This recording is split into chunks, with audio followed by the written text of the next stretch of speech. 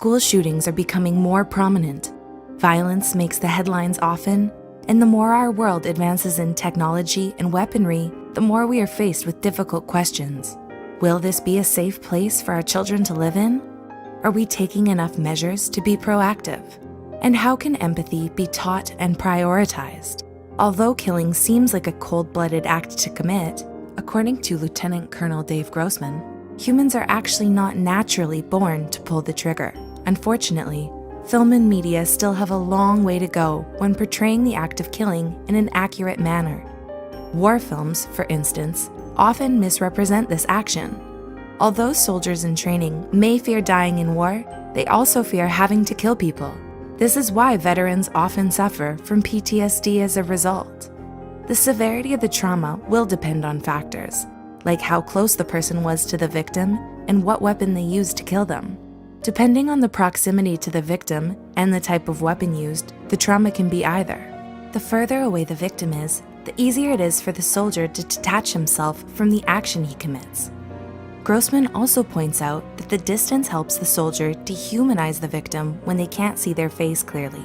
Therefore, they can replace this information with a negative picture they create in their head of the enemy. Advanced weapons nowadays make it easier for killing to occur with distance, which only makes it easier to promote unhealthy war culture. As humans, we have a responsibility to care for and understand one another. Unless people are diagnosed as psychopaths, it is impossible for them to be unaffected from the act of killing. So why is it that some people can impulsively commit a crime as frightening as murdering someone? It all comes down to self-control. As humans, we feel a wide array of emotions, including anger. Gunmen are often depicted as angry people all the time, but this is far from the truth. Our brains make it easy for us to be influenced. For instance, listening to speeches on pro-violence can make us more inclined to be more violent. But when directed towards propaganda that promotes empathy, we can experience the opposite and mirror this humanizing action instead. Unfortunately, it's hard to catch when someone may strike at any time once they've lost it. That's because a gunman typically takes action quickly, making it hard for people close by to process what's happening.